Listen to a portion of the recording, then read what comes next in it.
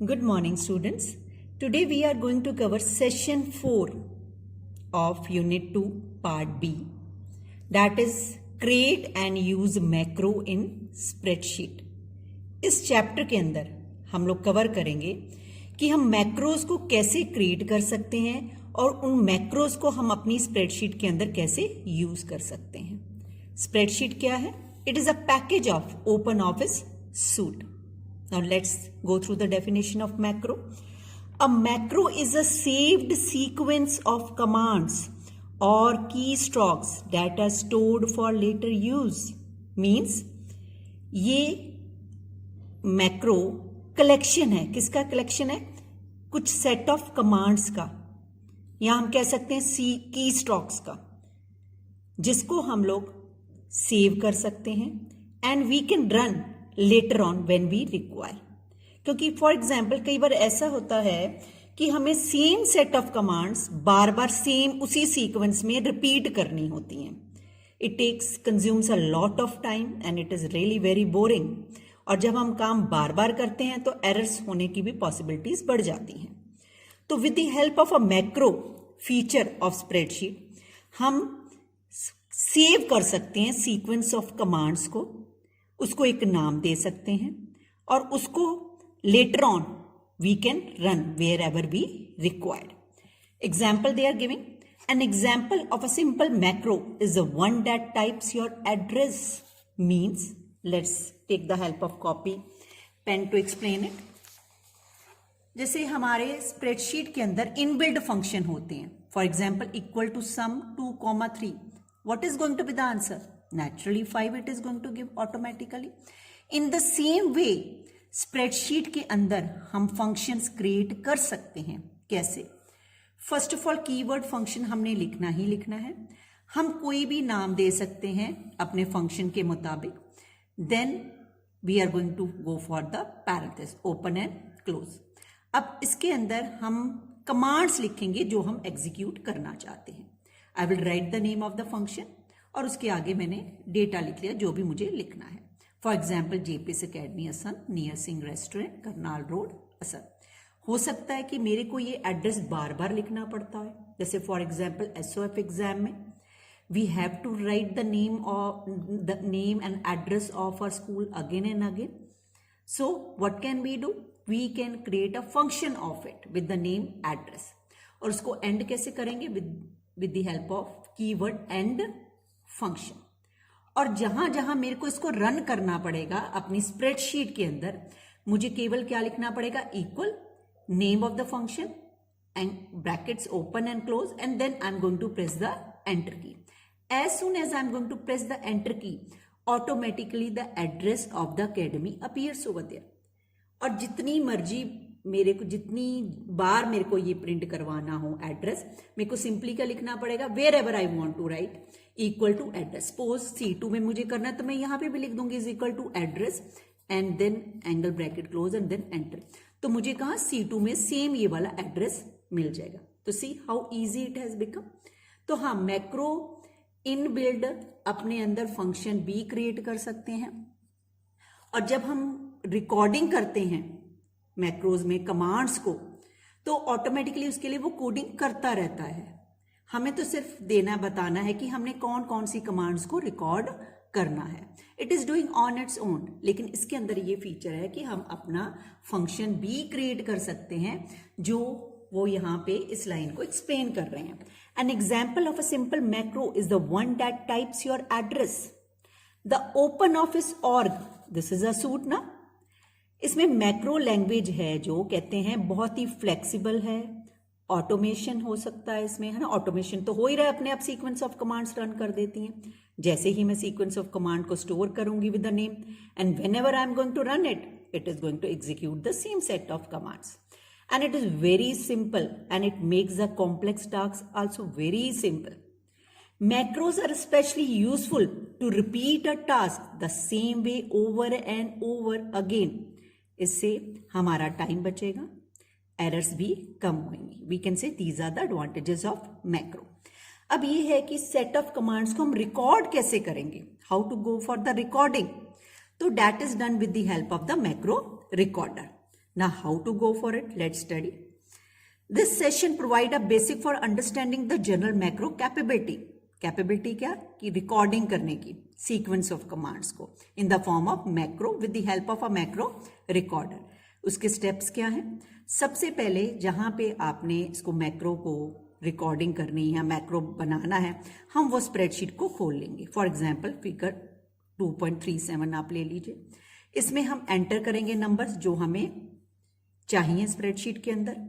फिर मैं सिलेक्ट कर लूंगी A12, I will select A3. ये एक एग्जाम्पल कोड कर रहे हैं, हम कोई भी अपना एग्जाम्पल ले सकते हैं.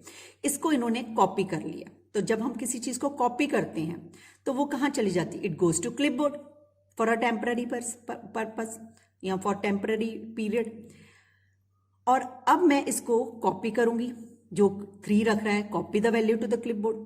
उसके बाद मैंने रेंज सेलेक्ट कर ली A1 से लेके C3 तक. अब मेरा रिकॉर्ड मैक्रो का काम अब स्टार्ट होएगा. ये जस्ट उसकी हमने बेस बनाया है. Now I will use the command tools macro record macro to start the macro recorder. जैसे ही रिकॉर्ड मैक्रो स्टार्ट होएगा, डायलॉग बॉक्स डिस्प्ले हो जाएगा with the stop recording button on. As it is given in figure 2.38 on the next page, you can see a macro recorder. इसके बीच में हमें display होता है स्टॉप रिकॉर्डिंग. और जब मैं रिकॉर्डिंग खत्म कर दूंगी मेरी खत्म हो जाएगी, then I go to click on stop recording. अभी केवल सिर्फ कमांड एग्जीक्यूट हुई है, tools macro record macro dialog box आया है. Now whatever the work I am going to do, या कोई भी एक्शन मैं परफॉर्म करूंगी वो रिकॉर्ड होता जाएगा. ओके. अब ये क्या कह रहे हैं? Use added paste special.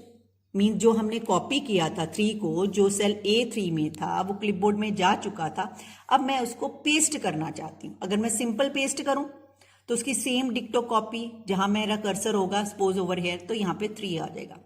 लेकिन मैं इसको पेस्ट स्पेशल करना चाहती हूँ. पेस्ट स्पेशल मीन्स कि हम इस नंबर के ऊपर कोई ऑपरेशन परफॉर्म कर सकते हैं. तो I want to go for the pasting.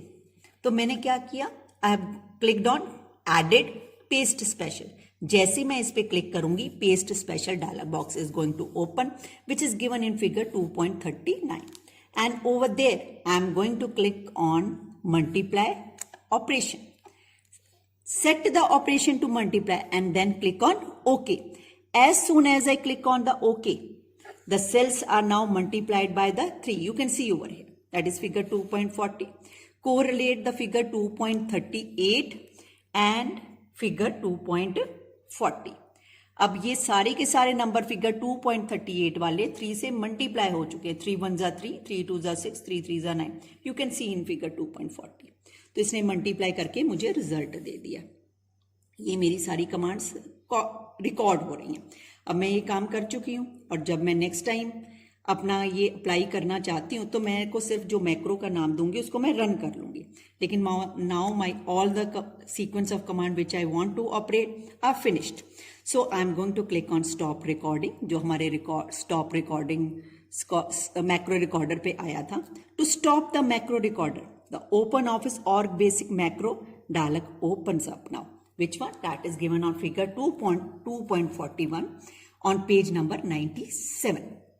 ये कौन सा डायलॉग बॉक्स है? Open office org basic macro dialog box. Now अब इसमें से अब यहां पे हम अपना जो मैक्रो बनाया उसको सेव करना है. सो क्या कहते हैं? सिलेक्ट द करंट वर्कशीट जिसमें आप इसको सेव करना चाहते हो. और वो कौन सी है हमारी? For this example, the current calc worksheet is untitled 1 because I have not given the name to it as N. You can see in figure 2.41, it is named as untitled 1. अब existing worksheet show a library named standard. अब ये किस चीज की बात कर रहे हैं? Let's understand with the help of paper pen. अब इसके स्प्रेडशीट के अंदर मैक्रोज में क्या होता है? एक हमारी लाइब्रेरी कंटेनर होता है. बाय डिफॉल्ट कौन सा है? माई मैक्रो, जिसके अंदर लाइब्रेरी होती है. That is the standard by default. और उस लाइब्रेरी के अंदर क्या होता है? मॉड्यूल. और बाय डिफॉल्ट कौन सा होता है? मॉड्यूल 1. और उसके अंदर मैक्रो स्टोर होता है with the by default name means macro को हम कहाँ पे, तो व्हाट हैपन, हमारा मैक्रो कहाँ सेव होता है, इन द लाइब्रेरी कंटेनर, और लाइब्रेरी कंटेनर के अंदर क्या स्टोर होती है, लाइब्रेरी, और लाइब्रेरी के अंदर क्या स्टोर होता है, मॉड्यूल, और मॉड्यूल के अंदर क्या है, मैक्रो। तो मेरे लाइब्रेरी कंटेनर जो है माई मैक्रो है बाय डिफॉल्ट, लेकिन अगर हम चाहें तो अपनी स्प्रेडशीट को भी हम लाइब्रेरी कंटेनर बना सकते हैं, इसके अंदर अपनी लाइब्रेरी क्रिएट कर सकते हैं, और लाइब्रेरी के अंदर मॉड्यूल, और मॉड्यूल के अंदर अपना मैक्रो स्टोर कर सकते हैं।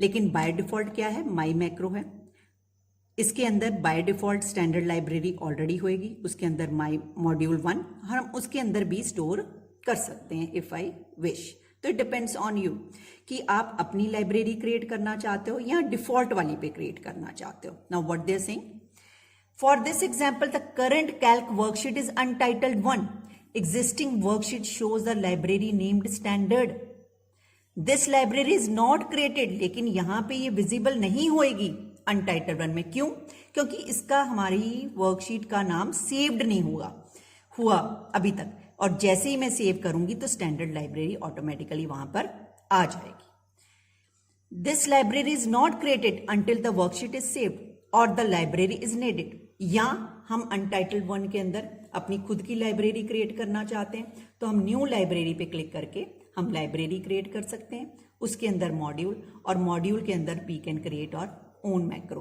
Bye giving the name over here. लेकिन तब बाय डिफॉल्ट स्टैंडर्ड लाइब्रेरी अपने आप यहाँ पे विजिबल हो जाएगी। सो और the library is needed so as to point your new worksheet does not contain a library, अभी उसके अंदर लाइब्रेरी नहीं है। You can create a new library to contain the macro but this is not necessary, it is your own wish, because by default में भी हम लोग store कर सकते हैं। सपोज आप क्रिएट करना ही चाहते हो अनटाइटल्ड 1 में, तो I can click on new module, it's given in figure 2.41। If no library exist then the standard library is automatically created. अभी मैंने न्यू लाइब्रेरी नहीं किया, सिर्फ न्यू मॉड्यूल किया है, तो लाइब्रेरी वो अपने आप क्रिएट कर लेगा, कौन सी, स्टैंडर्ड वाली, और उसके अंदर मैंने सिर्फ न्यू मॉड्यूल पे क्लिक किया है, और यहाँ पे अब मैं क्या दे दूंगी, अपना मॉड्यूल का नाम जो मैं रखना चाहती हूँ। लेकिन बाय डिफॉल्ट मॉड्यूल 1 होता तो that's why it is giving module 1 and then I am going to click on okay. So next step, click okay to create a module name module 1, select the newly created module 1, enter the macro name. अब मैं module 1 के अंदर अब जो मुझे नाम देना चाहती हूँ मैं दे सकती हूँ, जैसे फॉर एग्जाम्पल पेस्ट मल्टीप्लाई लिखा and then I am going to click on save. अब मेरा पेस्ट मल्टीप्लाई के नाम से मैक्रो सेव हो गया है, कहाँ पे, अनटाइटल्ड 1 के अंदर कंटेनर, लाइब्रेरी कंटेनर के अंदर, लाइब्रेरी स्टैंडर्ड में और मॉड्यूल 1 में। You can give your own name also. So the created macro is saved in module 1 of the standard library in the untitled 1 worksheet. Now we are going to study how to use a macro as a function. मतलब कि macro को हम function की तरह कैसे use कर सकते हैं। फंक्शन क्या होता है, function is the set of commands, और एक बहुत खूबसूरत बात कि फंक्शन हमें वैल्यू भी रिटर्न कर सकता है। Now suppose we have created a calc worksheet calctestmacro.ods, हमने एक calctestmacro.ods नाम से कैल्क की वर्कशीट क्रिएट की है और उसमें एक फंक्शन क्रिएट किया है जिसका नाम है एक नंबर 5। अब मैं इस फंक्शन को अपनी स्प्रेडशीट के अंदर कहीं भी एग्जीक्यूट कर सकती हूँ, किसी भी सेल में। सपोज मैंने B2 में लिखा equal to number 5 bracket open close and then I press the enter. Now what it is going to return me in B2 cell? That is the answer 5. Now अब ये जो function का name है ये case sensitive नहीं होता, हम इसको चाहे कैपिटल में लिखें चाहे स्मॉल लेटर्स में लिखें ये एग्जीक्यूट हो जाएगा। मतलब कि डज नॉट डिपेंड ऑन कि कोडिंग के टाइम हमने इसका कौन सा केस रखा था फंक्शन का। सपोज हमने कैपिटल लेटर में कोडिंग करते वक्त इसका नाम लिखा था नंबर 5, लेकिन अगर मैं यहाँ पे स्मॉल लेटर्स में भी इसको एग्जीक्यूट करने की कोशिश करती हूँ by writing equal to number 5, then also it is going to execute and give us the answer 5। अब ये जो कैल्क डॉक्यूमेंट हमने बनाया है इसमें फंक्शन क्रिएट किया है या जो भी एडिटिंग हमने करनी है हमने की। फिर हम इस डॉक्यूमेंट को क्या कर देंगे, सेव कर देंगे, and then I will close it. और फिर अगर मैं इसको ओपन करती हूं तो जरूरी नहीं है कि ये मैक्रोज वर्क करें, जो या फंक्शन वर्क करें जो अभी हमने क्रिएट किया है। क्यों? Because depending on your setting in tools, option, open office org, security, macro security, means आपने यहां पे जाके क्या सेटिंग दे रखी है। मतलब अगर तो आपने कैल्क डॉक्यूमेंट के अंदर हम लोगों ने सेटिंग दे दी है कि हाँ जैसे ही मेरा डॉक्यूमेंट ओपन हो मेरे मैक्रो भी रन हो जाए, means if I enable the macro then the macros are going to work. Otherwise it is going to give me a warning, security warning dialog box, and conveying me the message that macro may contain the virus, and if you want to run your macros then you have to enable the macro. Suppose if you choose to disable macro, अगर हमने कहां पे click कर रखा है, disable इसको कर रखा है, देन कहां पे, सेटिंग्स में, कहां सेटिंग्स में, टूल्स में जाके ऑप्शन, ओपन ऑफिस और सिक्योरिटी, मैक्रो सिक्योरिटी में जाके then when the document loads, mean जब हम डॉक्यूमेंट को लोड करेंगे, calc can no longer find the function, वो हमारे फंक्शन को डिस्प्ले ही नहीं करेगा। और उसकी जगह पे अगर मैं इसको रन करने की भी कोशिश करूंगी, जैसे कि मैं किसी सेल में लिखती हूं equal to number 5 bracket open close and I press enter, it is going to give me the result hash name question mark, not the value 5 which earlier I got in figure 2.44. When a document is created and saved, जब हम document को बनाते हैं, save करते हैं, तो उसके अंदर एक ऑटोमेटिकली लाइब्रेरी बन जाती है जिसका नाम होता है standard. I have already told you. और जो स्टैंडर्ड लाइब्रेरी है डॉक्यूमेंट के लोड होते ही ऑटोमेटिकली अपने साथ लोड हो जाता है, और प्लस जो उसके अंदर मैक्रोज हैं वो भी रन हो जाएंगे। लेकिन अगर हमने अपनी खुद की लाइब्रेरी क्रिएट कर रखी है तो उसके अंदर के मैक्रोज लोड नहीं होते, वो हमें खुद लोड करने पड़ते हैं। That's why it is saying no other library is automatically loaded, but the standard library is automatically loaded when the document is open. So The calc does not contain a function named number 5. मान लो मैंने जैसे अभी पिछले document में अपना function बनाया था number 5 और मैंने अपनी खुद की लाइब्रेरी में इसको बना रखा है, तो जब मैं अपना डॉक्यूमेंट खोलूंगी तो और वो ये वाला फंक्शन रन नहीं होगा क्योंकि it is not being selected. Standard के अंदर जो मैक्रोज होते हैं वो तो रन कर जाते हैं अपने आप, क्योंकि स्टैंडर्ड लाइब्रेरी अपने आप ऑटोमेटिकली लोड हो जाती है। लेकिन जो हमारी खुद की क्रिएटेड लाइब्रेरी है वो लोड नहीं होएगी, इसलिए ये फंक्शन भी एग्जीक्यूट नहीं होगा। सो इट चेक्स, मीन जब हम कैल्क के डॉक्यूमेंट को हम लोड करते हैं वो क्या करता है, it check all open and visible macro libraries. जैसे लाइब्रेरी कंटेनर्स हैं उसके अंदर वो लाइब्रेरीज चेक करेगा, किसके अंदर, open office .org macro, my macro, और जो हमारा डॉक्यूमेंट है उसके अंदर चेक करेगा। are checked for an appropriate named function. The number 5 function is stored in the author's calc macro library that is created by the user, which is not automatically loaded when the document is opened. Why? Because this is created by ourselves. So, in order to activate this library and in order to run the macro stored in this library, what I have to do? I have to click on Tools, Macros, Organize Macro, and then in Open Office org Basic to open the OpenOffice.org Basic Macro dialog box, which is shown below in figure 2.46. अब यहां से मेरे को अपने document पे click करना पड़ेगा। पहले यहां पे साइन प्लस आएगा जैसे कि माई मैक्रो के साथ आ रहा है, और जब हम इस प्लस साइन पे क्लिक करते हैं तो उसके अंदर जितने भी फोल्डर्स या वी कैन से लाइब्रेरीज और मॉड्यूल्स के अंदर मैक्रोज होते हैं वो हमारे डिस्प्ले हो जाते हैं। लेकिन अगर माइनस साइन है it means expansion is already done and the things inside the particular library container is being displayed. अब यहाँ ये ऑलरेडी ओपन है हमारी क्या डॉक्यूमेंट, मीन्स हम कह सकते हैं लाइब्रेरी कंटेनर। उसके अंदर हम लोगों ने लाइब्रेरी अपनी खुद की क्रिएट की है, ऑथर कैल्क मैक्रो, और एक स्टैंडर्ड अपने आप क्रिएटेड है जो हाईलाइटेड होएगी with the yellow colour. But ये वाली नहीं होएगी, इसका येलो कलर नहीं व्हाइटिश सा कलर आएगा। और अगर मैं इसके अंदर जो मैंने मैक्रो बनाया है उसको मैं एक्टिवेट करना चाहती हूँ तो then I have to click on this library container that is authors calc macro. Okay, calc test macro dot ODS के अंदर ये लाइब्रेरी कंटेनर है, sorry calc test macro dot ODS, उसके अंदर लाइब्रेरी है ऑथर कैल्क मैक्रो, उसके अंदर module 1 है और उसके अंदर फंक्शन है number 5 which I am going to run by clicking on the run button. लेकिन मान लीजिए फिर भी एग्जीक्यूट नहीं कर रहा, प्रॉब्लम क्रिएट कर रहा है, then I have to click on edit. और जैसे ही मैं एडिट पे क्लिक करूंगी तो मेरा basic IDE integrated development environment खुल जाएगा जहां पे मैं कोडिंग कर सकती हूँ। जैसे कि इन्होंने एक एग्जाम्पल लिस्टिंग 3 में बताया है how to do the modification. They want to change the name of number 5 to number 5 implementation. तो कोडिंग आईडीई इन्वायरमेंट खोल के वो वहां पे क्या कर देंगे, चेंज कर देंगे।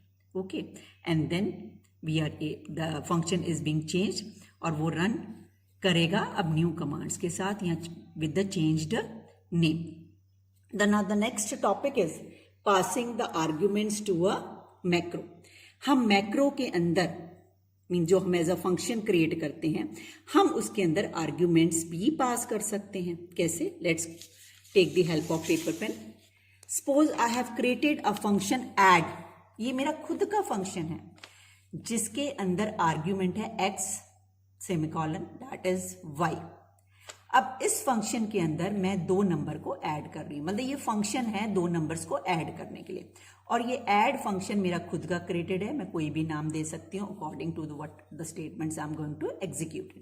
इसके अंदर ये 2 आर्ग्यूमेंट्स हैं जिनको मैं ऐड करूंगी और इस फंक्शन के अंदर स्टोर कर दूंगी और लास्ट में एंड फंक्शन यूज करके keyword I am going to end this function. और ये फंक्शन लिखना भी बहुत जरूरी होता है फंक्शन नेम के साथ because it works as a key. अब जब मुझे इसको रन करना है तो मैं स्प्रेडशीट के अंदर किसी भी सेल में जहां मुझे रन करना है I am going to write equal then function name bracket start then the values which I want to add. ये स्प्रेडशीट में देंगे। जैसे कि यहाँ पे मैंने 2,3 दे रखा है, इट मीन्स 2 की वैल्यू कहां चली जाएगी, x के अंदर, y 3 की वैल्यू कहां चली जाएगी, y के अंदर। अब ये इसको प्लस करेगा, प्लस करने के बाद हमें सेल C2 के अंदर ये आंसर देने वाला है 5। Like this we can pass the arguments to a function. अब हमारी बुक के अंदर इन्होंने एक कोड एग्जाम्पल कर रखा है लिस्टिंग 5 मीन्स एग्जाम्पल 5 के अंदर, जिसमें ये सम करने की कर रहा है, लेकिन उससे पहले वो पहले चेक कर रहा है कि क्या वैल्यू पास भी हो रही है एज अ आर्ग्यूमेंट और नॉट। ये ऑप्शनल है, आपकी विश है, आप आर्ग्यूमेंट पास करना चाहते हो या नहीं। तो पहले वो चेक कर रहा है कि क्या मिसिंग तो नहीं है आर्ग्यूमेंट। अगर मिसिंग है तो it will stop working it. फिर वो चेक कर रहा है ये जो वैल्यू मैं पास कर रही हूं केवल एक ही है या ग्रुप ऑफ सेल्स को मैंने ऐड करना है। फिर उसको वो वेरीफाई करेगा, अगर एक ही वैल्यू है तो उसी को डिस्प्ले कर देगा। अगर ग्रुप ऑफ सेल्स है तो फिर वो चेक करेगा, means group of cells means range, तो उसका starting cell and ending cell उसको चेक करेगा, उसको ऐड करेगा and give the result to us. एक और एग्जाम्पल कोड किया गया है नेक्स्ट पेज पे दैट इज एग्जाम्पल 6, जिसमें ये फंक्शन के अंदर 2 आर्ग्यूमेंट्स एक्सेप्ट कर रहा है, ले रहा है x और y, और फंक्शन का नाम क्या है, टेक्स्ट मैक्स, और उसके आगे कीवर्ड क्या लिखा हुआ है, फंक्शन। ये चेक कर रहा है कि कौन सी वैल्यू मैक्सिमम है और जो मैक्सिमम होगी वो हमें ये डिस्प्ले करके देगा। अब जैसे स्प्रेडशीट के अंदर मैंने लिखा है फंक्शन का नेम ब्रैकेट के अंदर 2,3, ये आर्ग्यूमेंट मैंने पास कर दिए हैं। कहां, किस सेल में, B3 में। 2 किसके अंदर वैल्यू जाएगी, x के अंदर। 3 वैल्यू किसके अंदर जाएगी, y के अंदर। अब यहां पे चेक करेगा if x is greater than और इक्वल टू y, क्या x y से बड़ा है या उसके बराबर। अगर बराबर बड़ा है या उसके बराबर है तो कह देगा टेक्स्ट मैक्स फंक्शन के अंदर वैल्यू क्या चली जाएगी, x, और हमें ये रिटर्न B3 में क्या दे देगा, आंसर। बट ऐसा नहीं है, इसकी वैल्यू 2 है x की। तो फिर ये यहां से इस कमांड को चेक करके डायरेक्ट स्विच ओवर हो जाएगा एल्स के अंदर। फिर चेक करेगा, अब चेक क्या करना, ये तो उसको पता चल ही गया कि x की वैल्यू क्या है। अगर ज्यादा नहीं है इट मीन्स तभी हम यहाँ पे आए, तो इसका मतलब मैक्सिमम नंबर कौन सा, y। एंड देन ये y को डिस्प्ले करेगा। मेरे आंसर में 3 आएगा क्योंकि यहाँ पे मेरा y बड़ा है comparative to x। Like this this was one of the example, very good example, which they are explaining how to pass the argument. हम लोग मैक्रोज के अंदर passing argument as a value means कहते हैं कि जो भी हम आर्ग्यूमेंट में देते हैं वो मैक्रो को क्या पास करता है, दे पास द वैल्यू ओनली। मतलब मान लीजिए एक हमारा फंक्शन है पॉजिटिव सम और ब्रैकेट के अंदर आर्ग्यूमेंट मैं क्या दे रही हूं, नंबर नहीं दे रही हूं, मैं सेल का एड्रेस दे रही हूं, दैट इज A3। लेकिन जब मैक्रो में पास होएगी ये वैल्यू तो ये इसकी वैल्यू जाएगी जो इसके A3 के अंदर स्टोर्ड है।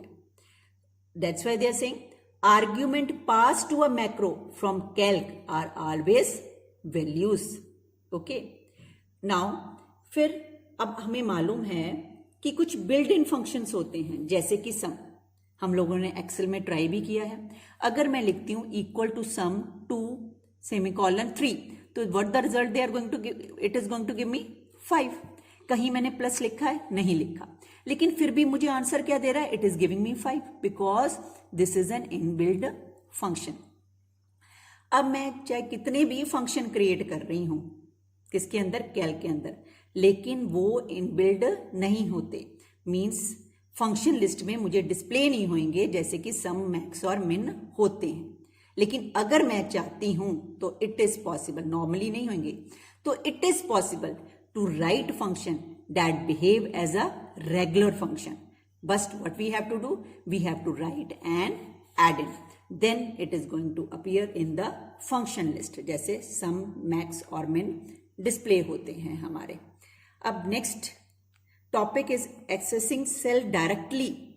मतलब you can access the OO internal object directly to manipulate a calc document। Means हम इसका कोई पार्ट एकदम एक्सेस कर सकते हैं डायरेक्ट भी।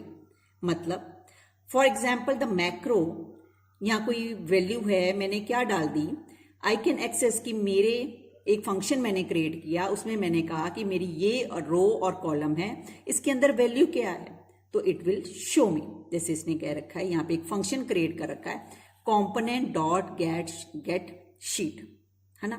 ये एक फंक्शन क्रिएट किया, what they are using, get cell by function column row, ये हमें दे रहा है, जो हमें रिटर्न करेगा a cell to at a specific row and column, means particular cell, means मान लो A2,3, है ना, उसके अंदर क्या वैल्यू स्टोर कर रखी है, तो हम लोग एक्सेस डायरेक्टली भी हम डेटा को कर सकते हैं। Now the next topic is sorting. मतलब कि हम मैक्रो के फॉर्म में हम रिकॉर्ड कर सकते हैं अपनी कमांड्स की हमने डेटा को सॉर्ट कैसे करना है, लेकिन कमांड्स को रिकॉर्ड करने से पहले मुझे अपना मैक्रो रिकॉर्डर को ऑन करना पड़ेगा by clicking on tools, macro, record macro, then the record macro will start. फिर जो डेटा जिसके ऊपर मैं सॉर्टिंग करना चाहती हूँ, I am going to select it.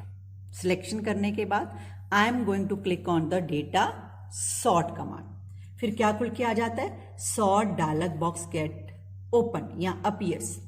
वहां पे इस डायलॉग बॉक्स में we mention the column and the row on the basis of which the sorting is to be done, and then हम कॉलम देने के बाद बताते हैं हम किस ऑर्डर में सॉर्ट करना चाहते हैं, असेंडिंग या डिसेंडिंग। जैसे कि इस एग्जाम्पल में फिगर 2.47 में बी कॉलम के ऊपर सॉर्टिंग की गई है।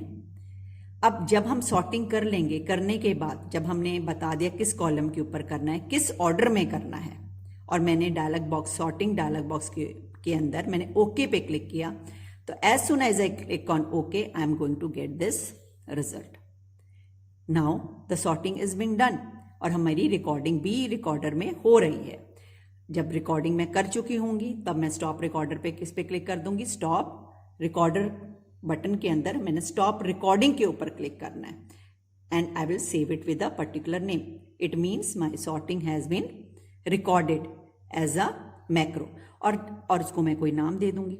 और जब भी मेरे को रन करना होगा तो मैंने जिस नाम से उस मैक्रो को सेव किया होगा, I am going to run that macro in that particular sheet or particular document wherever I want.